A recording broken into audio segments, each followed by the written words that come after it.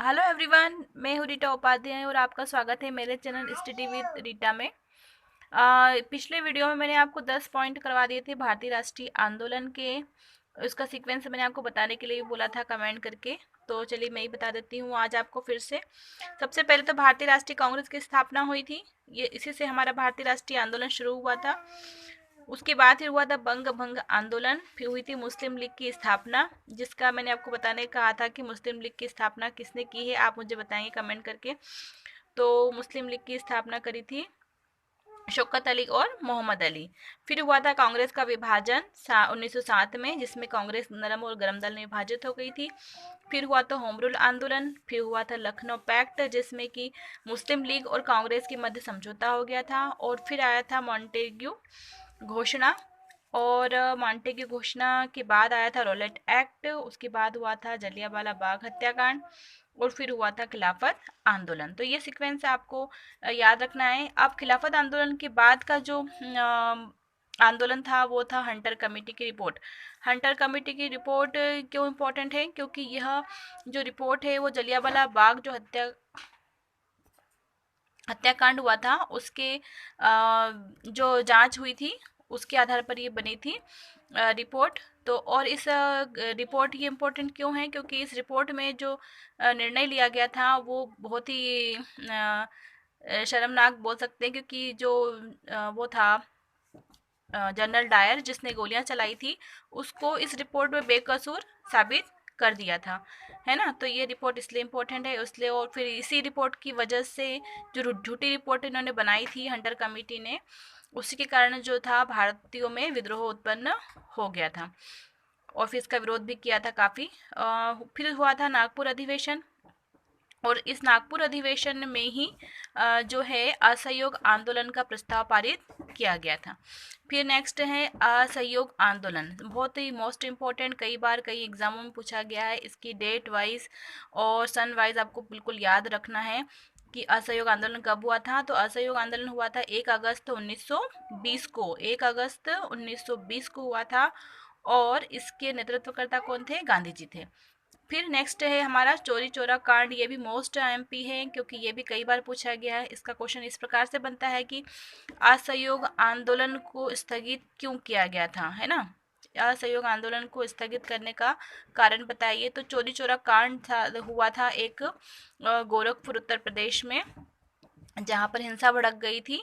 तो इसी की वजह से गांधी जी ने जो है असहयोग आंदोलन वापस ले लिया था। तो यही क्वेश्चन बनता है कि गांधी जी ने असहयोग आंदोलन वापस किस घटना के बाद लिया था। तो ये वो घटना थी चोरी चोरा कांड। इसका भी आपको डेट वाइज याद रखना है कि 5 फरवरी 1922। क्या थी इसकी डेट? 5 फरवरी 1922, ठीक है।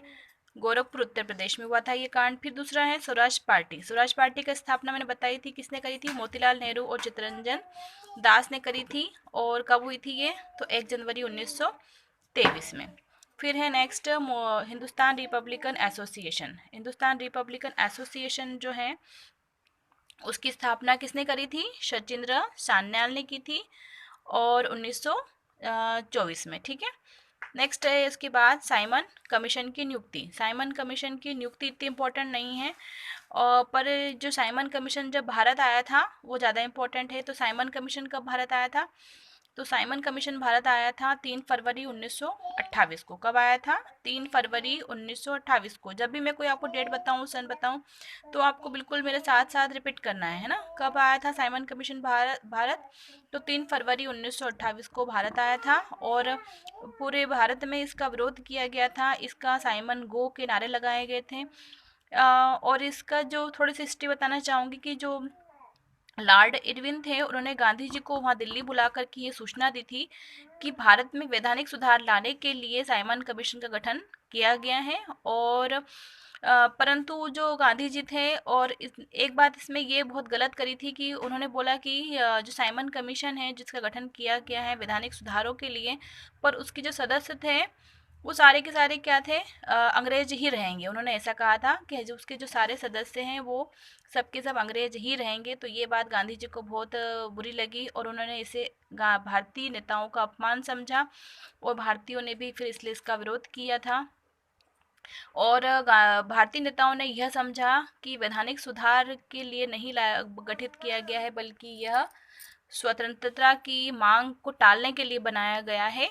उनको ऐसा लगा भारतीय नेताओं का, इसीलिए उन्होंने इसका विरोध किया।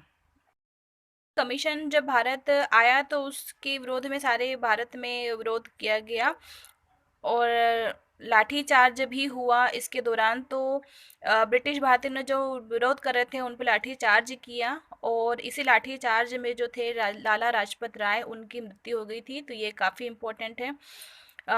कई बार परीक्षा में पूछा जाता है कि लाला लाजपत राय की मृत्यु का कारण बताइए, है ना। तो हम बताएंगे कि साइमन कमीशन के विरोध में उनकी मृत्यु हो गई थी लाठीचार्ज के दौरान। और फिर नेक्स्ट क्या हुआ था कि जो 1927 का जो मद्रास अधिवेशन था, उसमें भी साइमन कमीशन का मुद्दा उठाया गया, उसे वापस भेजने की मांग की गई थी। और एक मोस्ट इम्पॉर्टेंट एक बात इसमें ये है साइमन कमीशन से जुड़ी हुई, कि साइमन कमीशन की का विरोध तो बहुत सारे लोगों ने किया था, बहुत सारे भारतीयों ने किया था, परंतु फिर भी साइमन कमीशन बना रहा और उन्होंने अपनी रिपोर्ट भी बनाई। और रिपोर्ट बनाने के बाद उसी रिपोर्ट को आधार किसने बनाया गया था, 1935 के अधिनियम में। जो क्योंकि जो 1935 का जो अधिनियम बना था, उसका आधार कौन था, साइमन कमीशन की रिपोर्ट ही थी। तो ये क्वेश्चन भी आपको याद रखना है कि साइमन कमीशन की रिपोर्ट किसका आधार है। या तो फिर ये क्वेश्चन इस प्रकार से बन सकता है कि 1935 का जो अधिनियम बना था उसका आधार क्या था। ठीक है, पिछले मैंने बताया था एक बार आपको कि 1919 का जो अधिनियम था उसका आधार क्या था। तो उसका आधार क्या था, मॉन्टेग्यू चेम्सफोर्ड रिपोर्ट। और 1935 की अधिनियम का आधार क्या है, साइमन कमीशन की रिपोर्ट। तो ये था साइमन कमीशन। नेक्स्ट है नेहरू रिपोर्ट। तो नेहरू रिपोर्ट कब कब पेश की गई थी, नेहरू रिपोर्ट पेश की गई थी अगस्त 1928 में। इसकी किसके द्वारा पेश की गई थी, मोतीलाल नेहरू के द्वारा। अब नेहरू रिपोर्ट से क्या मतलब कि क्या है, मतलब ये नेहरू रिपोर्ट, तो नेहरू रिपोर्ट जो है वो भारतीय मामलों के जो मंत्री थे, कौन, लॉर्ड ब्रकेन हेड। कौन थे, लॉर्ड ब्रकेन हेड, जो भारतीय मामलों के मंत्री थे। तो उन्होंने भारतीयों को यह चुनौती दी थी कि आप एक ऐसा संविधान का प्रारूप तैयार करें जिसमें कि विभिन्न दल और संप्रदाय उसमें उससे सहमत हो। ऐसा संविधान का प्रारूप आपको तैयार करना है। उन्हें लगा कि यहाँ पर सांप्रदायिकता बहुत ज़्यादा है, और ये इसलिए ये इस तरह से संविधान का प्रारूप बना नहीं पाएंगे। परंतु फिर भी जो नेहरू थे, मोतीलाल नेहरू, जवाहरलाल नेहरू के पिताजी, उनकी अध्यक्षता में एक कमेटी गठित की गई, और 8 सदस्यीय कमेटी थी ये। और उसमें फिर संविधान का मसौदा तैयार किया गया, और विभिन्न संप्रदायों और धर्मों को दलों को ध्यान में रखते हुए यह रिपोर्ट बनाई थी। परंतु इस रिपोर्ट का विरोध हुआ।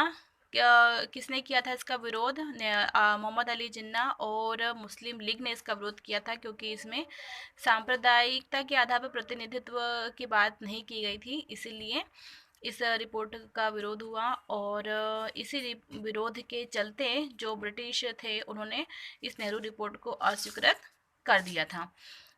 ठीक है, तो ये थी नेहरू रिपोर्ट। अब है बारदोली सत्याग्रह। अब बारदोली सत्याग्रह कब हुआ था, बारदोली सत्याग्रह हुआ था अक्टूबर 1928 को। कहाँ पर, गुजरात में। बारदोली सत्याग्रह अक्टूबर 1928 को गुजरात में। ये काफ़ी इंपॉर्टेंट है क्योंकि इससे काफ़ी सारे फैक्ट जुड़े हुए हैं। जैसे कि इसका नेतृत्व किसने किया था, तो ये किया था सरदार वल्लभ भाई पटेल ने इसका नेतृत्व किया था। और यह भारतीय राष्ट्रीय आंदोलन का पहला संगठित और सफल और व्यापक आंदोलन था। क्या था, संगठित, व्यापक और सफल आंदोलन था।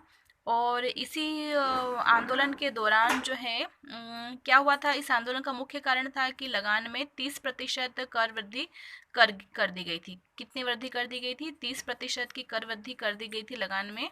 इसी वजह से ये बारदोली सत्याग्रह हुआ था, और इसकी सफलता के बाद इसका लगान जो घटा करके 6.3% कर दिया गया। और जो वहाँ की महिलाएं थी बारदोली की, गुजरात की बारदोली की, वहाँ की महिलाओं ने खुश होकर के सरदार वल्लभ भाई पटेल को सरदार की उपाधि से नवाजा था। और एक थी लौह पुरुष की उपाधि। लौह पुरुष की उपाधि भी किसे किसे दी गई है, सरदार वल्लभ भाई पटेल को दी गई है। और ये क्यों दी गई थी? तो ये सरदार वल्लभ भाई पटेल को जो देशी रियासतों के विलय को दृढ़तापूर्वक कराने के लिए नीतियाँ जो थी उनको दृढ़तापूर्वक लागू करने के लिए सरदार वल्लभ भाई पटेल को यह उपाधि गांधी जी ने दी थी। किसकी? लौह पुरुष की उपाधि। और स्टेचू ऑफ लिबर्टी जो बना हुआ है अहमदाबाद में, तो वो भी किससे संबंधित है? सरदार वल्लभ भाई पटेल से ही संबंधित है, स्टेचू ऑफ यूनिटी। और अब नेक्स्ट है हमारा लाहौर षड्यंत्र। लाहौर षड्यंत्र जो है वो 8 अप्रैल 1929 को हुआ था। लाहौर षड्यंत्र एक्चुअल में हुआ क्या था कि भगत सिंह और बटुकेश्वर दत्त द्वारा ब्रिटिश असेंबली में बम फेंक दिया गया था। और उसके पहले उन्होंने क्या किया था? भगत सिंह द्वारा जो है जॉन सैंडर्स जो था उसकी गोली मारकर हत्या कर दी गई थी। जॉन सैंडर्स एक ब्रिटिश अधिकारी था, उसे गोली मारकर हत्या कर दी थी।